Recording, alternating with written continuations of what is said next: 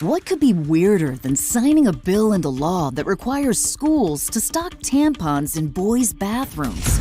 Or weirder than signing legislation allowing minors to receive sex change operations? Try electing the man who signed those bills Vice President of the United States. Enter Chief Weirdo Tim Waltz. As governor of Minnesota, Walz supported legislation that endangers minors, hurts women, and puts radical ideology ahead of common sense. Now Kamala wants Walz to enforce those laws on a national scale. Tim Waltz, too weird, too radical.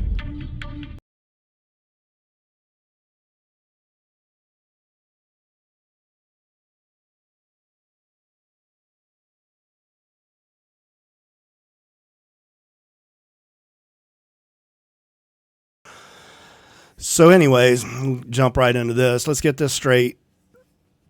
Newsweek has an article out I read this morning about Tim Waltz, who is Kamala Harris VP pick, new VP pick. I'm sure all of you have heard about him. He's been all over the place lately. So the story is from someone who served with him in the military. He's a National Guardsman. Someone who served with him in the military is ticked off at him, apparently has been carrying a grudge for many years that he abandoned them at the time when they were getting ready to ship off to Iraq. He got his shipping orders and then he quit.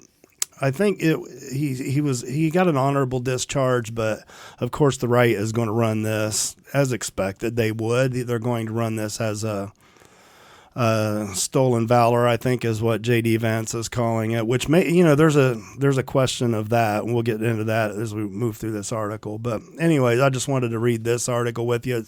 It's an opinion article on Newsweek, and let's get going. All right, so here's the article. Newsweek article. To combat veterans like me, Tim Waltz abandonment of his unit is unforgivable. So this guy is seriously carrying a grudge for quite a lot of years.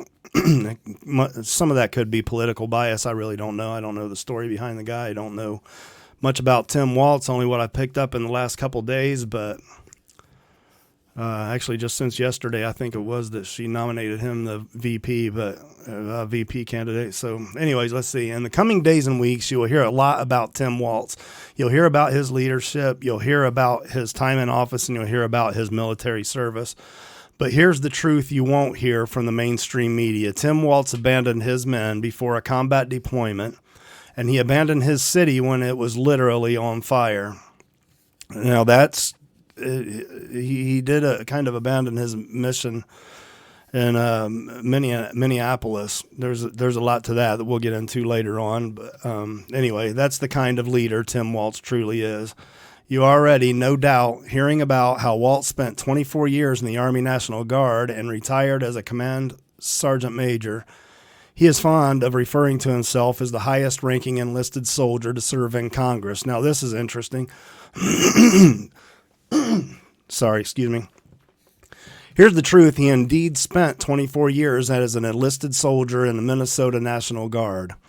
As far as I can tell, he deployed once to Italy and once to Norway. But when it was finally his turn to deploy in the actual global war on terror, Waltz instead chose his own aspirations over leadership. In a letter posted to Facebook in 2018, veterans from his unit said Waltz retired from the National Guard after learning his battalion would be deployed to Iraq, though he assured his troops he would join them. Waltz would have been the battalion command sergeant major, the highest-ranking non-commissioned officer, and arguably the most important leader in his unit. And in the moment they needed him most, when they were about to deploy to Iraq, Waltz chose to abandon his men to run for Congress. Now, I don't know that I would call that abandoning his men. I mean, he did, but he's still serving his country. So that's I'll leave that up to you to decide how to interpret that. According to sources within the unit, 3 of his soldiers died on that deployment. This isn't a leader. This is a man who uses others to further his own ambitions, then discards them when they become inconvenient. Now, I think we've heard that before. That sounds a lot like Kamala Harris. So, these look like two peas in a pod so far. He abandoned his men and left the military before completing the school necessary to become a command sergeant major. Though this hasn't stopped him from using the title on the Minnesota government job site in his bio. So that would be the stolen valor that I think J.D. Vance is talking about. I haven't heard him. I just saw a couple of headlines about that, labeled stolen valor, all this thing. But he abandoned his men and left the military before completing the school necessary to become a command sergeant major. Now, if he's using that and he's calling himself a combat veteran, which I don't know that he did, you guys can let me know. Let me know in the comments what you know about him, because I'm just trying to learn now. I'm trying to learn about him. I have no idea who this guy is. Hasn't stopped him from using the title. So, to me, as a combat veteran, this kind of abdication of leadership is unforgivable. It's the true measure of the man and all I need to know about him.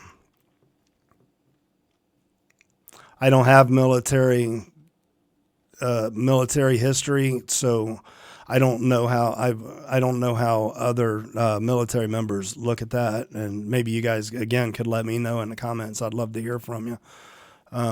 But it seems kind of wrong. He said he left the military before completing the school necessary to become command sergeant major, but is still using that title on his bio. That doesn't seem right to me, certainly. But this wasn't his only failure of leadership. He did the same thing when it came to the 2020 Black Lives Matter riots. After allowing the largest city in the state to be overrun by violent protesters who burned entire districts to the ground, Waltz scoffed at the mayor's request for National Guard support. Now, I've heard that multiple places, so I'm thinking he kind of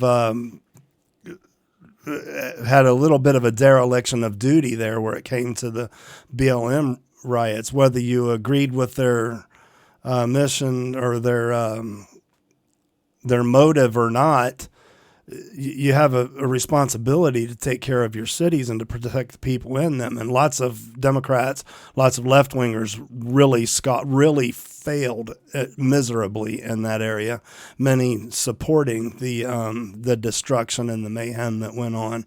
And that was disgusting. To me, that was disgusting. Scoffed at the mayor's request for National Guard support, referring to the Minnesota National Guard as a bunch of 19-year-old cooks.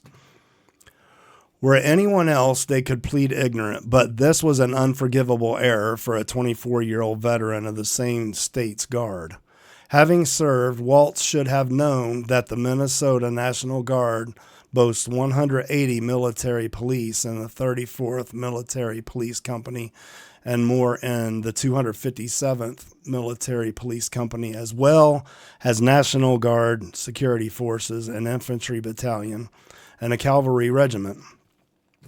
The National Guard Reaction Force is on standby for the rapid deployments in natural disasters and civil unrest scenarios, which I think we're going to see a lot more of soon in the coming future. I believe we're going to see lots of civil unrest. I don't know if this is intended. I don't know if it's the goal.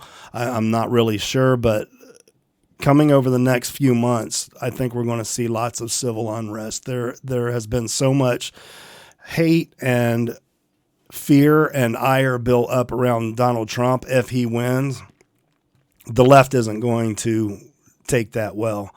They're certainly not going to take that well, and we've seen what they're capable of during the Black Lives Matter protests themselves. What was it? $2 billion in damage they caused during that, the left did, and like 25 or more people were killed as a result. We saw police officers shot in their cars. We saw black business owners gunned down in front of their businesses. It was terrible. It was horrible what the left wing did. So we know what they're capable of when they're unhappy, and I don't think it's going to go well if Donald Trump wins. But and still he refused to deploy his National Guard to protect his residents. This isn't leadership. It's pandering to extremists to protect his personal ambition. Instead of holding responsible those who destroyed 1,500 businesses and buildings, caused $500 million in damage, and killed 3 people. That's just in his state or his city. Man, destroyed 1,500 businesses. That was just a really dark time in America, and I could not believe what we were seeing and how Democrats, the left wing, the Marxists were supporting that and encouraging it and pushing it. It was disgusting. And of course, Kamala Harris was one of them. Kamala Harris was creating bail funds to bail people out of jail who were arrested. Well, here, we'll get into that, I think, here.